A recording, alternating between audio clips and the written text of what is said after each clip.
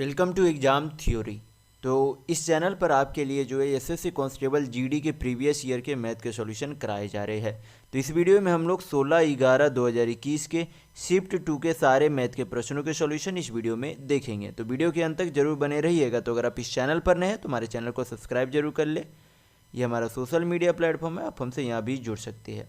इसके लिंक आपको इस वीडियो के डिस्क्रिप्शन बॉक्स में मिल जाएंगे।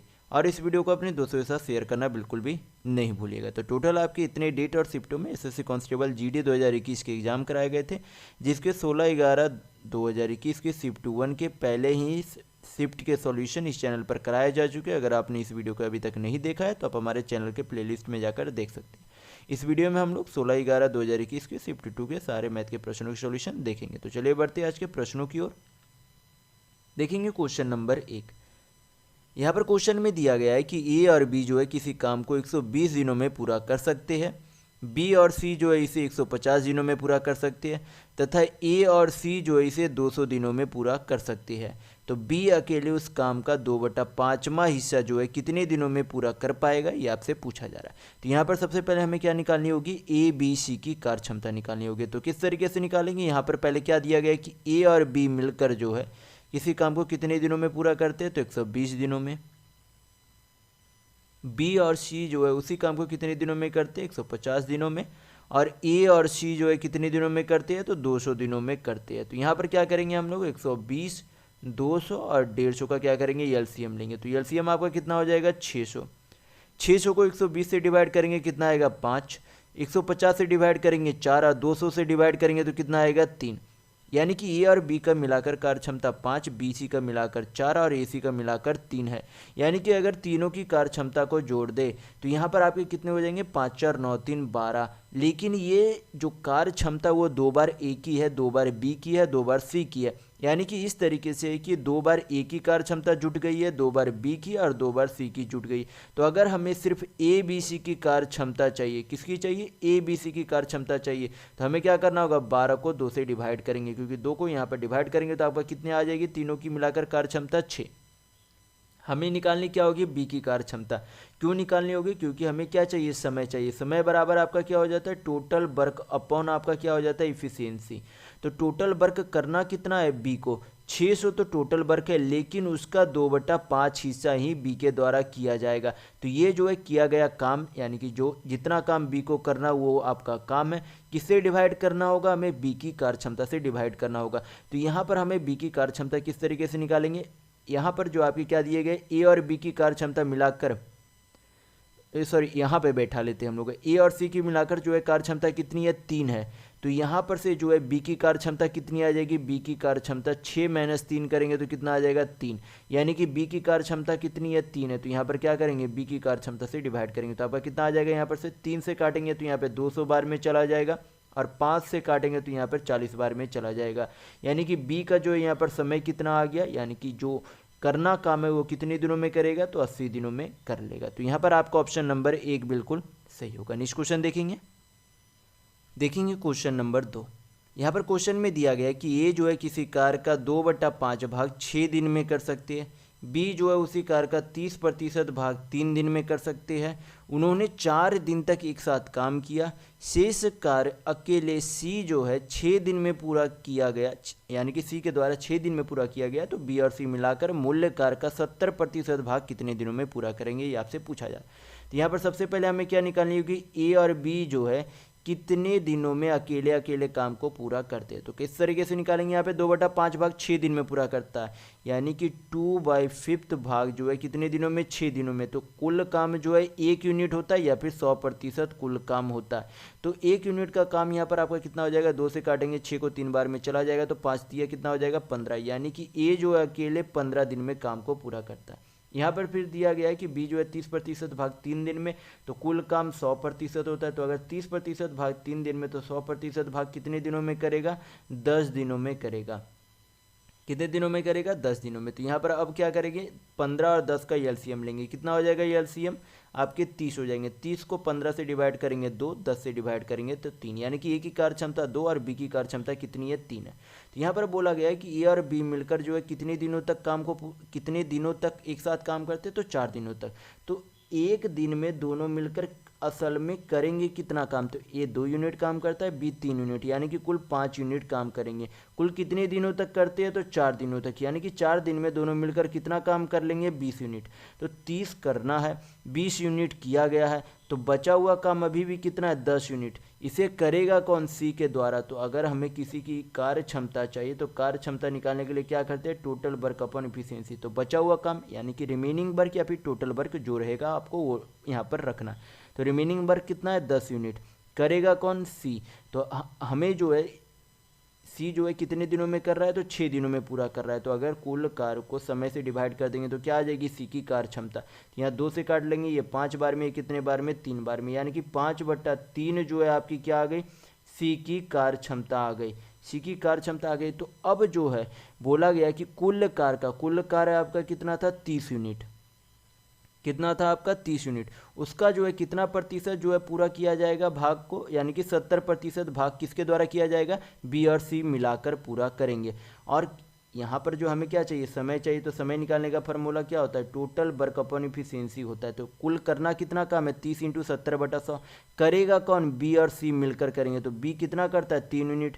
सी कितना करेगा, 5/3 यूनिट। दोनों को जोड़ेंगे तो आपका कितना हो जाएगा, 3 × 9 = 5, आपका 14/3 यूनिट काम करेंगे। यानी कि कुल वर्क को कुल इफिशियंसी से डिवाइड कर देंगे तो आपका क्या आ जाएगा, टाइम यानी कि समय आ जाएगा। तो हल कर लेते हैं यहाँ पर से, 1 से 2, 2 शून्य से 2 शून्य आपका चला गया। 7 से 14 काटेंगे, कितने बार में चला जाएगा, 2 बार में, यानी कि कितने आ जाएंगे, 3 × 9/2, यानी कि पूर्णांक में 4.1/2 डेज आपका क्या आ गया, समय आ गया। तो यहाँ पर आपके ऑप्शन नंबर 3 बिल्कुल सही होंगे। तो अगर आपको वीडियो पसंद आ रहा है तो लाइक करते जरूर चलिएगा। नेक्स्ट क्वेश्चन देखेंगे, क्वेश्चन नंबर 3। यहाँ पर क्वेश्चन में दिया गया है कि दो संख्याओं का अनुपात 9:5 है। यदि बड़ी संख्या में 8 जोड़ा जाता है और छोटी संख्या में 4 घटाया जाता है तो बड़ी संख्या छोटी संख्या से दोगुनी हो जाती है। तो बड़ी संख्या निम्न में से कौन सी है, ये आपसे पूछा जा रहा है। तो यहाँ पर क्या कर लेते, इसे 9x, इसे 5x मान लेते। किस तरीके से करेंगे, यहाँ पे बोला गया कि बड़ी संख्या में क्या किया गया, 8 जोड़ा गया और छोटी संख्या में क्या किया गया, 4 घटाया गया। तो संख्या बाद में क्या हो जाती, जो बड़ी संख्या वो छोटी संख्या से क्या हो जाती, दुगनी हो जाती है। तो ये दुगुना हो गया, तो बराबर करने के लिए क्या करेंगे, 2 से इधर गुना कर देंगे। हल करेंगे, यहाँ पर आपका कितना हो जाएगा, 9x 5 दूनी 10x, यानी कि x बराबर आपके कितने हो जाएंगे, 4 दूनी 8, इधर आएगा तो आपका प्लस में 8 8 कितना हो जाएगा, 16, यानी कि x बराबर आपके कितने आ गए, 16। आपसे पूछा क्या जा रहा है, वह बड़ी संख्या निम्न में से कौन सी है। तो बड़ी संख्या जो अनुपात में कितनी थी, 9x थी। तो अगर x का वैल्यू 16 है तो 9x का वैल्यू निकालने के लिए क्या करेंगे, 9 से गुना करेंगे तो आपका कितना आ जाएगा, 16 × 144, यानी कि बड़ी संख्या कितनी है, 144। 114 नहीं होगा, आपका कितना होगा, 144। नेक्स्ट क्वेश्चन देखेंगे, क्वेश्चन नंबर 4।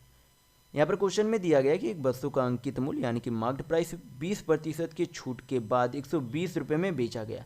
यदि छूट नहीं दी जाती तो इस पे 20% का लाभ होता, तो वस्तु का क्रय मूल्य कितना है वो ज्ञात करें। तो आपको पता होना चाहिए कि किसी वस्तु का क्रय मूल्य जो है खुद में कितना होता है, 100%। यहाँ पर बोला जा रहा है कि उसे अगर जो है 20% के लाभ पर बेचा होता है, यानी कि 100% का सामान 120% पे बेचता, लेकिन वह 120% उससे ना बेचकर उसे क्या कर देता है, 20% की छूट दे देता है, यानी कि 120% पर बेचने की जगह उस पर क्या कर देता है, 20% का छूट दे देता, यानी कि 120% में ना बेचकर जो किस विक्रय मूल्य में बेच रहा है तो 120% पर 20% का छूट देंगे तो कितना आपका हो जाएगा। तो सबसे पहला फ्रैक्शन वैल्यू आपका 20% का होगा 1/5, यानी कि इसे कितने में बेच रहा है, 5 यूनिट पर 1 यूनिट का छूट देकर, यानी कि 4 यूनिट में बेचेगा। तो नया ESP आपका कितना हो जाएगा, 5 से काटेंगे तो ये आपका 24 चौका आपका कितना हो जाएगा, 96%। तो यहाँ पर जो है 120% में ना बेचकर 96% में बेच रहा है। तो छूट के बाद रुपये में कितना बेचा गया था, 120 रुपये में, यानी कि 96% का वैल्यू 120 रुपये है। 24 से यहाँ पर काटेंगे तो 24 चौक 96, 24 25 120। हमें क्या चाहिए, CP यानी कि 100% का वैल्यू चाहिए। तो क्या करेंगे, 100% का वैल्यू निकालने के लिए दोनों तरफ 25 से गुना कर देंगे तो कितना हो जाएगा, 25 चौक 100% बराबर 25 25 125 रुपये, यानी कि वस्तु का क्रय मूल्य 125 रुपये होगा। तो यहाँ पर आपका ऑप्शन नंबर 2 बिल्कुल सही होगा। नेक्स्ट क्वेश्चन देखेंगे, क्वेश्चन नंबर 5। ये आपका क्या है, सिंपल सा सिंप्लीफिकेशन का क्वेश्चन है। तो हल करेंगे तो सबसे पहले यहाँ पर क्या करेंगे, डिवाइड का, पहले हम लोग ब्रैकेट का सारा हल कर लेते। तो पहले क्या करेंगे, 64 डिवाइड 48 है, यानी कि भाग 48 इंटू आपका कितना हो जाएगा 3 माइनस 15 डिवाइड 8 है, यानी कि 15/8 हो जाएगा आपका, -11 -17 करेंगे तो कितना हो जाएगा -6, भागा है तो नीचे में चला आएगा 9। हल कर लेते हैं। यहाँ पर 16 से काटेंगे तो ये 3 बार में, सॉरी ये 4 बार में और ये 3 बार में, 3 से 3 आपका चला गया। यहाँ पर 3 से काटेंगे तो ये 2 बार में, ये 3 बार में, 3 से 15 आपके 5 बार में और 2 से 8 आपके 4 बार में चले जाएंगे। आपका यहाँ पर से बचेगा कितना, यहाँ पर आपके 4 हो जाएंगे माइनस, और यहाँ पर भी माइनस है तो माइनस माइनस आपके प्लस हो जाएंगे। 5 बटा आपका कितना हो जाएगा यहाँ पर 4। हल करेंगे तो 4 चौक 16, 5 21 बटा 4 आएगा, यानी कि पूरे जो है आपके बिग ब्रैकेट का हल करने पर कितना आ गया 21 बटा 4। बाकी जो बचा हुआ उसे हल कर लेंगे। ऑफ का पहले हल कर लेंगे तो कितना हो जाएगा 9 छक 54, यानी कि 42 भागा 54 को 42 बटा आपका कितना हो जाएगा 54, माइनस आपका कितना हो जाएगा 21 बटा 4, और भाग है तो भाग को क्या लिख सकते हैं 14 बटा 1 को 1 बटा 14 लिखेंगे, क्योंकि भाग को गुना में चेंज करते हैं तो सामने वाली संख्या रेसिप्रोकल यानी कि उल्टा हो जाती है। तो हल कर लेते तो 7 या 21, 7 दूनी 14, यहाँ पर 7 छक 42, 7 से तो नहीं कटेगा आपका, यहाँ पर 14 से सॉरी आपके 8 4 12, यानी कि 4 से कट रहे हैं, नहीं 4 से नहीं कट रहे, 3 से कट रहे हैं, तो आपके 14 तिया 42, 18 तिया 54, फिर आपके यहाँ पर 2 से कट रहे तो ये 9 बार में और ये 7 बार में, 6 से आपके कट रहे थे, सॉरी 6 से आपके कट रहे थे यहाँ पर, तो यहाँ पर आपके कितने हो गए। अब हल कर लेंगे तो बचा आपका कितना 7 बटा 9 माइनस 3 बटा आपके कितने हो जाएंगे 8, एलसीएम आपका हो जाएगा 72, 8 सत्ते 56 माइनस 27, तो आपका कितना हो जाएगा 27 दूनी 54, यानी कि 29 बटा 72 आपके क्या हो जाएंगे सही आंसर होंगे। तो यहाँ पर आपका ऑप्शन नंबर 3 बिल्कुल सही है। नेक्स्ट क्वेश्चन देखेंगे, क्वेश्चन नंबर 6। यहाँ पर क्वेश्चन में दिया गया है कि एक व्यक्ति 2 वस्तुएं बेचता है जिनमें से प्रत्येक का मूल्य 9180 रुपये, यानी कि प्रत्येक वस्तु का विक्रय मूल्य कितना है 9180। उसे एक वस्तु को 8% का लाभ होता है और दूसरी वस्तु पर 15% की हानि होती है, तो उसका कुल लाभ या हानि कितना है ये आपसे पूछा जा रहा है। तो किस तरीके से करेंगे, यहाँ पर पहले वस्तु दूसरा वस्तु, यहाँ पर CP लिख लेंगे ऊपर में, नीचे क्या करेंगे SP। यहाँ पर बोला गया कि 8% के लाभ पर बेचा गया, तो 8% का फ्रैक्शन वैल्यू कितना हो जाएगा 2/25, यानी कि 25 यूनिट वाले सामान को 2 यूनिट के लाभ यानी कि 27 यूनिट में बेचता है। फिर 15% का फ्रैक्शन वैल्यू कितना होगा 3/20, यानी कि 20 यूनिट का सामान 3 यूनिट की हानि यानी कि 17 यूनिट में बेचता है। लेकिन यहाँ पर तो क्वेश्चन में बोला गया है कि SP यानी कि विक्रय मूल्य समान होना चाहिए, लेकिन यहाँ पर हमें समान नहीं दिख रही है दोनों वस्तु का विक्रय मूल्य। तो यहाँ पर क्या करना होगा, समान करने के लिए अपोजिट वस्तु के मूल्य को क्या करेंगे गुना करेंगे। जैसे कि यहाँ पर SP 17 है तो इसमें भी 17, यानी कि SP में भी 17 CP में भी 17, यहाँ पर 27 है तो यहाँ SP में भी 27 और CP में भी 27। हल कर लेंगे तो यहाँ पर से जो है हल करेंगे तो CP यानी कि SP माइनस CP करेंगे तो यहाँ पर से क्या आ जाएंगे आपके प्रॉफिट आ जाएंगे, यानी कि 17 दूनी 34, यानी कि 34 यूनिट का क्या हो रहा है यहाँ पर लाभ हो रहा है, और यहाँ पर 27 तिया 81, यानी कि 81 यूनिट का क्या हो रहा है आपके लॉस हो रहे, यानी कि जहाँ 34 यूनिट का लाभ हो रहा है वहाँ 81 यूनिट का क्या हो रहा है आपका लॉस हो रहा है। तो ओवरऑल हमें क्या देखने को मिल रही है, लॉस देखने को मिल रही है। तो कितने की लॉस हो रही है, तो 34 यानी कि 81 माइनस 34 करेंगे तो आपका क्या हो जाएगा यहाँ पर से 40, 41 अच्छे 47, यानी कि 47 यूनिट का क्या हो रहा है लॉस हो रहा है। तो लॉस किस पर हमेशा होती है, CP यानी कि क्रय मूल्य पर होती है। तो यहाँ पर हमें क्या निकालना होगा,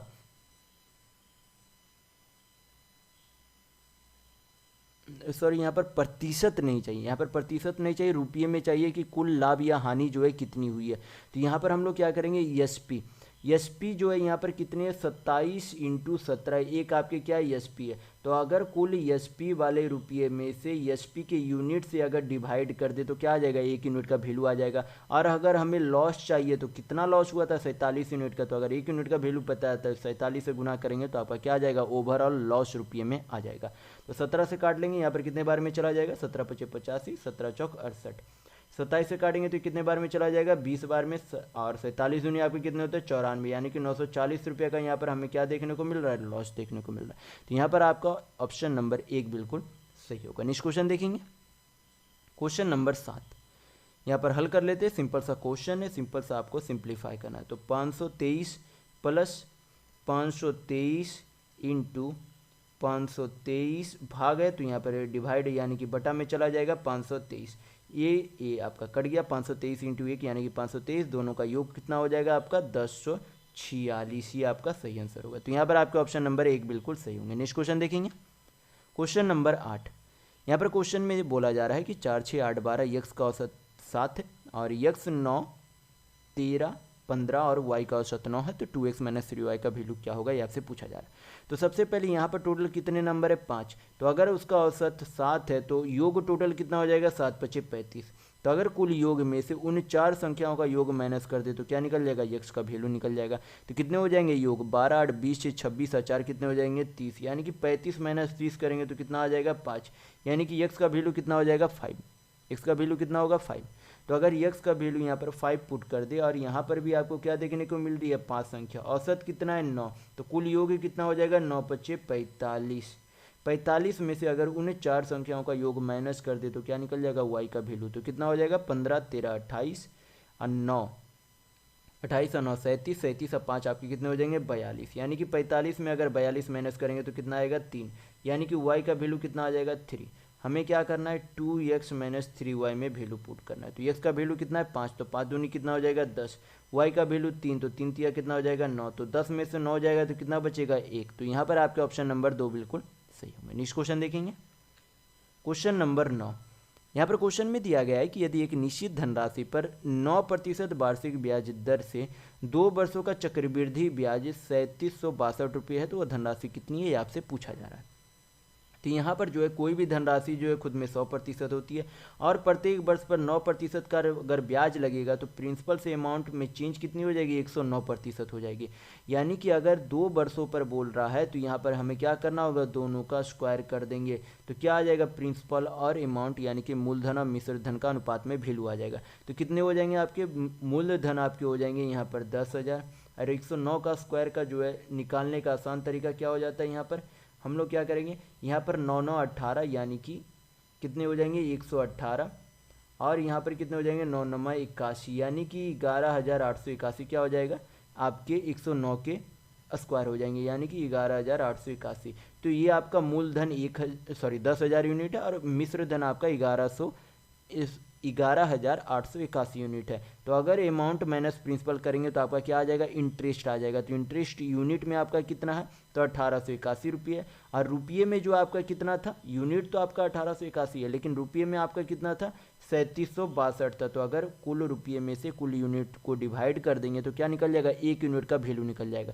हमें क्या चाहिए धनराशि चाहिए, तो धनराशि कितने यूनिट थी 10,000, तो क्या करेंगे 10,000 से गुना कर देंगे। कितने बार में ये चला जाएगा 2 बार में, 2 × 10,000 करेंगे तो कितना आ जाएगा 20,000 यानी कि मूलधन कितना थी 20,000। तो यहाँ पर आपका ऑप्शन नंबर 3 बिल्कुल सही होगा। नेक्स्ट क्वेश्चन देखेंगे, क्वेश्चन नंबर 10। यहाँ पर क्वेश्चन में दिया गया है कि 3 संख्या 4:9:13 के अनुपात में है, उनका लघुत्तम समावर्तक 2340 है, तो इसका महत्तम समावर्तक कितना होगा ये आपसे पूछा जा रहा है। तो यहाँ पर जब 3 संख्याओं का अनुपात दिया हुआ है, एलसीएम दिया हुआ है और आपसे क्या पूछे एचसीएफ पूछे, तो करना कुछ नहीं होता है। जो आपका एलसीएम दिया गया है कितना दिया गया है 2340, उसको क्या करेंगे तीनों संख्याओं के अनुपात के गुणज से क्या कर देंगे डिवाइड कर देंगे, तो आपका क्या निकल जाएगा एचसीएफ यानी कि महत्तम निकल जाएगा। तो हल कर लेते, 13 से काटेंगे यहाँ पर 13 1 13 8 104 180, 90 से काटेंगे 9 से काटेंगे तो ये 20 बार में और 4 से काटेंगे तो कितने बार में चला जाएगा 5 बार में, यानी कि एचसीएफ महत्तम कितना आ जाएगा 5। तो यहाँ पर आपका ऑप्शन नंबर 1 बिल्कुल सही होगा। नेक्स्ट क्वेश्चन देखेंगे, क्वेश्चन नंबर 11। यहाँ पर क्वेश्चन में दिया गया है कि कार के मूल्य में 5% की वृद्धि होने पर उसकी बिक्री 16% कम हो जाती है, तो कुल राजस्व पर पड़ने वाले प्रतिशत प्रभाव की गणना करें कितनी होगी। तो यहाँ पर जो है 5% का वृद्धि हो रहा है, तो एक फार्मूला होता है ओवरऑल लॉस या परसेंटेज निकालने के लिए A + B + A × P अपन क्या हो जाता है आपका 100 होता है। तो ये फार्मूला ध्यान रखिएगा।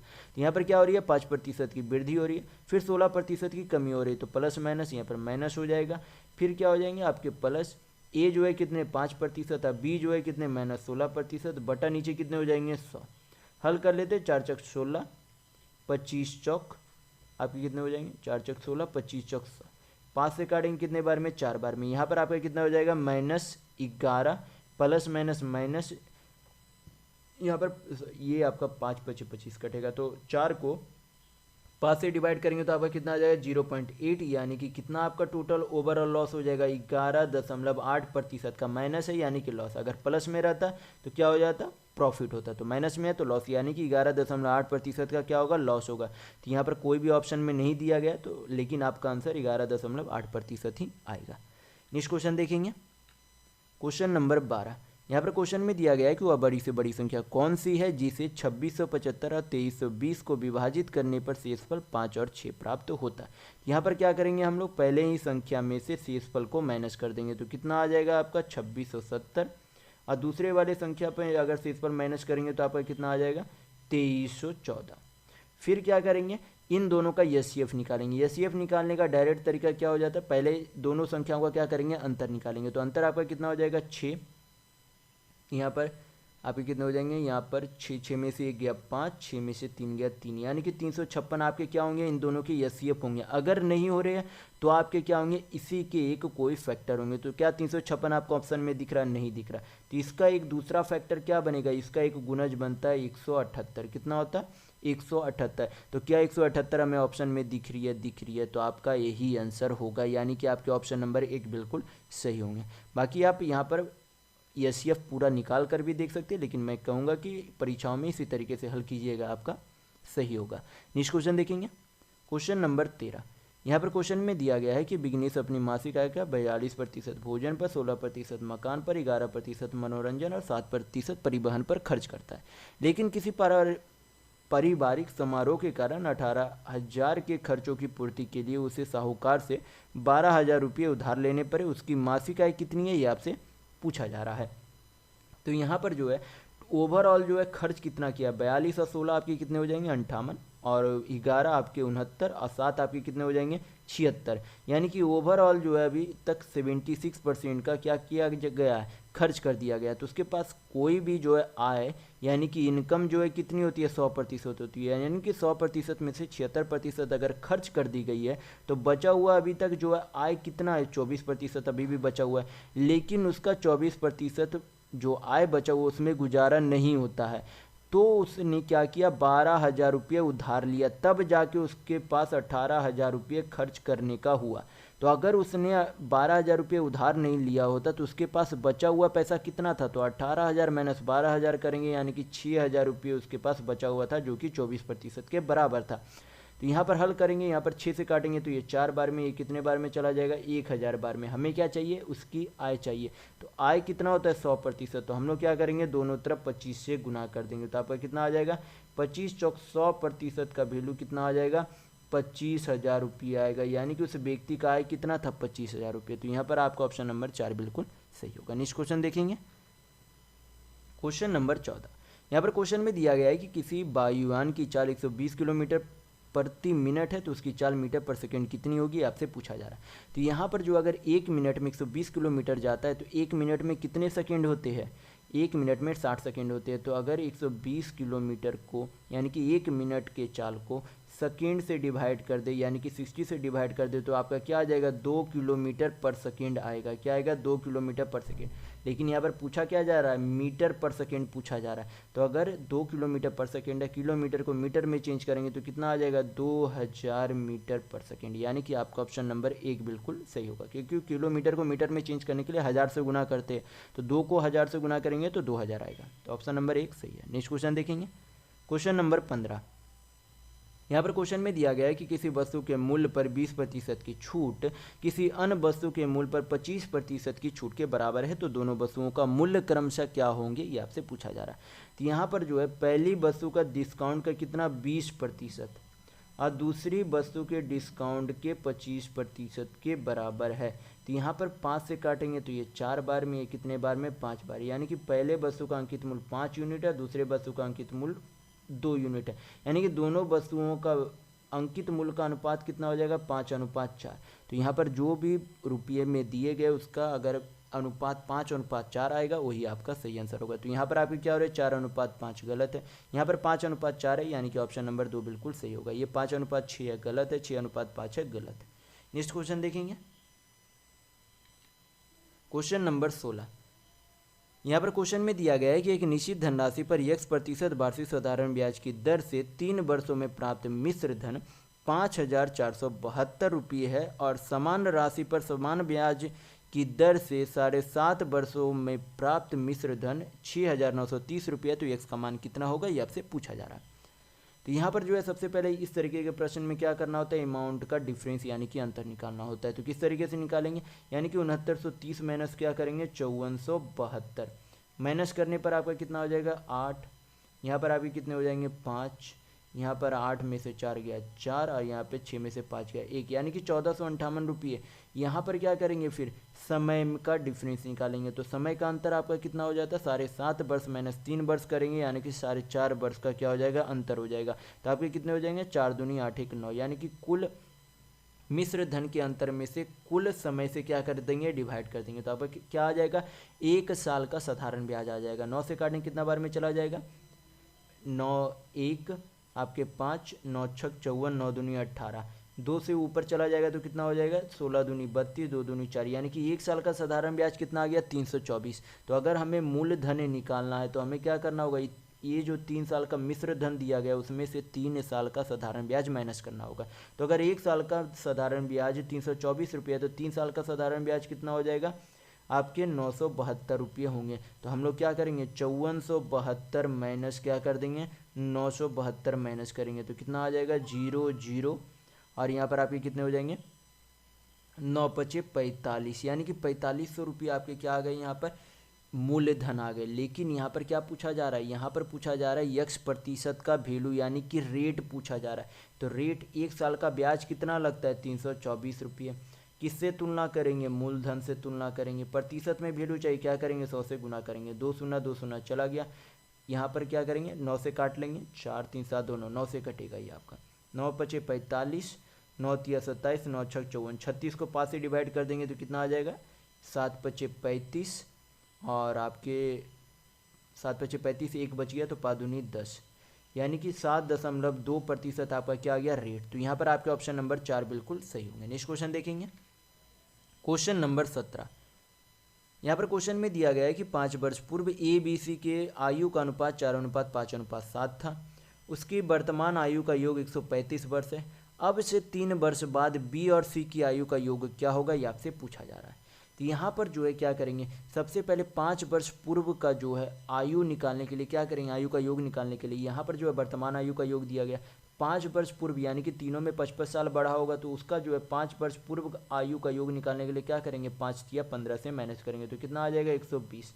और उनके जो अनुपात यानी कि उनके अनुपात में यूनिट का सम कितना था 7 5 12 4 16 यूनिट का वैल्यू कितने के बराबर है 120 उम्र के बराबर है।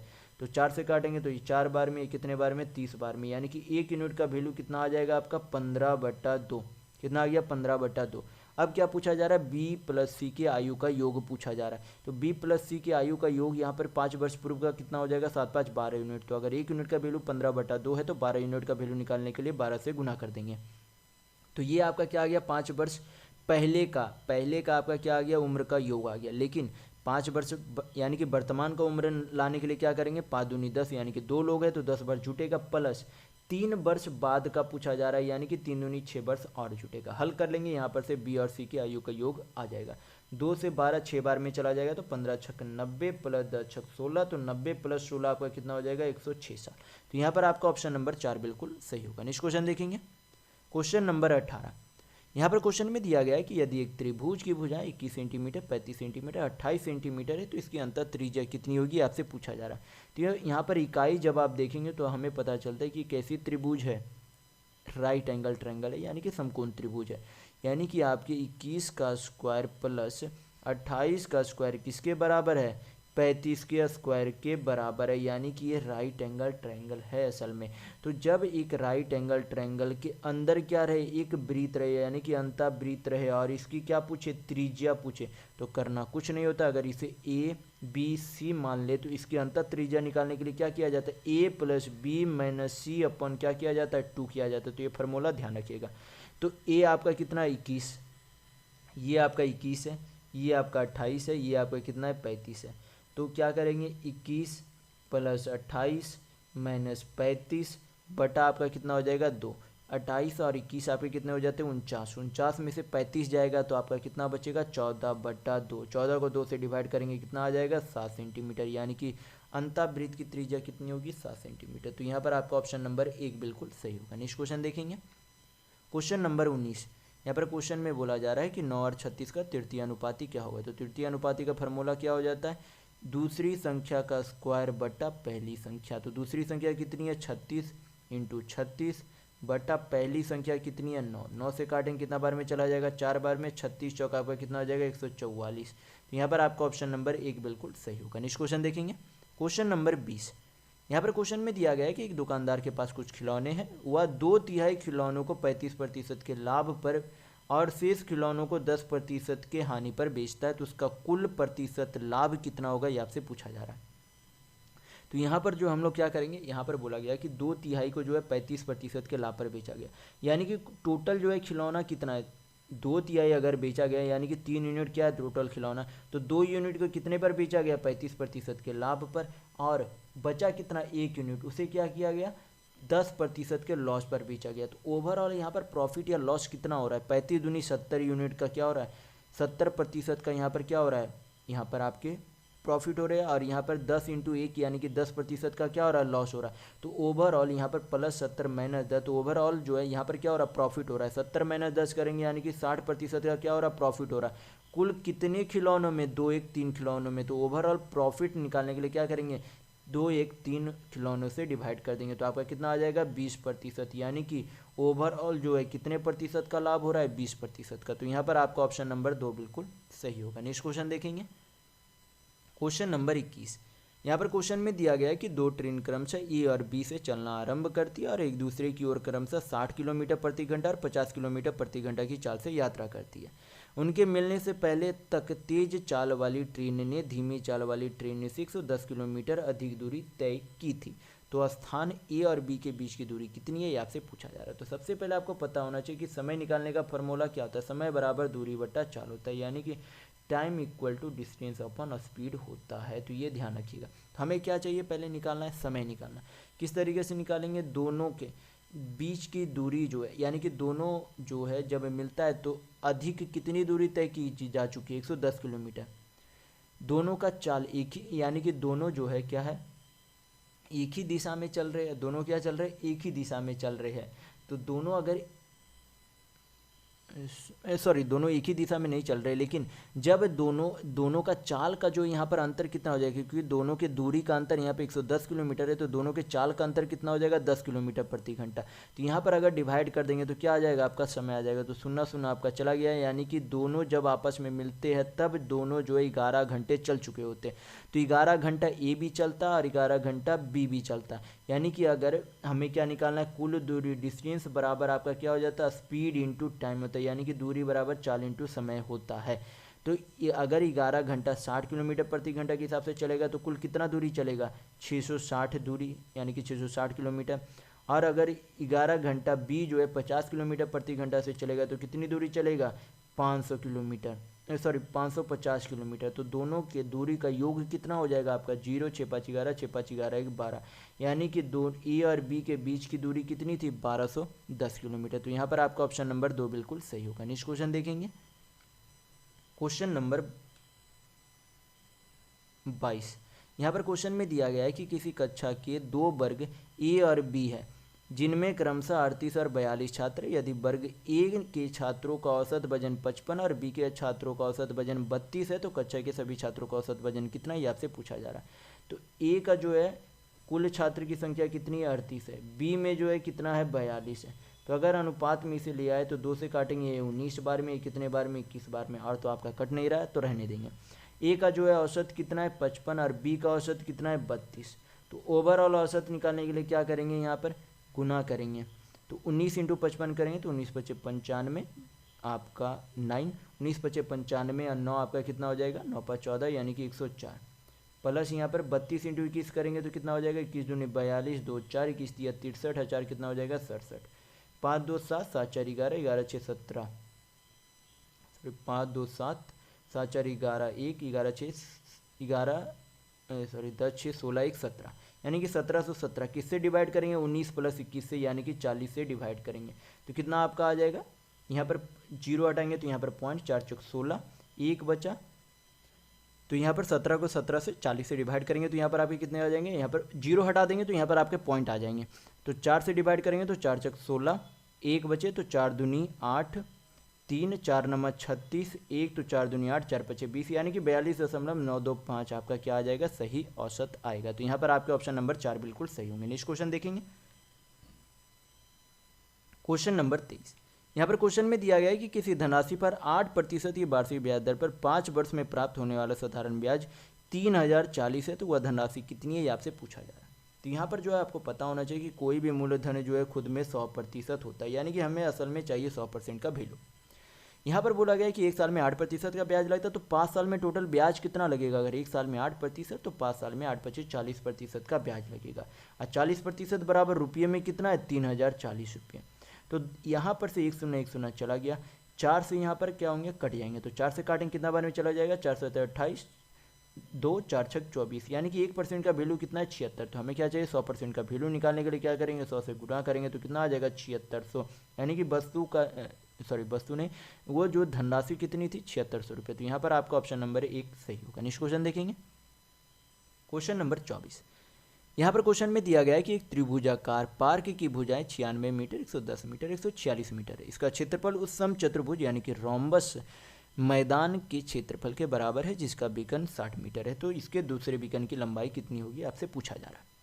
तो यहाँ पर हमें जब भी देखना है तो सबसे पहले चेक कीजिए कि क्या ये राइट एंगल ट्रायंगल बना रही है या नहीं। इकाई अंक को चेक करेंगे तो हमें लग रहा है कि ये राइट एंगल ट्रायंगल बना रही है।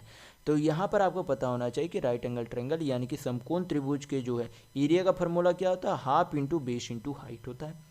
और समचतुर्भुज यानी कि रोम्बस के एरिया का फॉर्मूला क्या हो जाता है, half into D1 into D2 होता है, यानी कि पहला वाला डायगोनल इंटू दूसरा वाला डायगोनल के गुना का आधा होता है। तो क्या करेंगे, हाफ इंटू इसकी जो है हाइट कितनी हो जाएगी, 96, बेस कितनी हो जाएगी, 110 मीटर। किसके बराबर है, समचतुर्भुज के क्षेत्रफल के बराबर है। तो हाफ पहले वाली डायगोनल कितनी है, 60 मीटर, दूसरे वाली डायगोनल की वैल्यू निकालनी, यानी कि दूसरे बीकन की लंबाई निकालनी है। हल कर लेंगे, यहाँ पर से आपका आंसर आ जाएगा। हाफ से हाफ चला गया, 1 0 चला गया, 6 से 96 आपका कितना आ जाएगा, यहाँ पर 6 1 16, 16 से 96, यानी कि D2 दूसरे वाले डायगोनल की वैल्यू कितनी आ जाएगी, 176 मीटर आएगी। तो यहाँ पर आपका ऑप्शन नंबर 3 बिल्कुल सही होगा। नेक्स्ट क्वेश्चन देखेंगे, क्वेश्चन नंबर 25। यहाँ पर क्वेश्चन में दिया गया है कि एक डीलर ने 4% हानि पर एक वस्तु बेची। यदि उसने इसे 120 रुपये अधिक में बेचा होता तो इसे 8% का लाभ प्राप्त होता। तो 11% लाभ प्राप्त करने के लिए उसे वस्तु को किस मूल्य पर बेचना चाहिए, आपसे पूछा जा रहा है। तो यहाँ पर जो है 4% और 8% का योग असल में कितने के बराबर, 120 रुपये के बराबर है। तो 8 और 4 12 का 12% के बराबर जो है रुपये कितना है, 120 रुपये। तो 1% का वैल्यू निकालने के लिए क्या करेंगे, 12 से 120 काटेंगे, कितने बार में चला जाएगा, 10 बार में, यानी कि 1% का वैल्यू कितना है, 10 रुपये।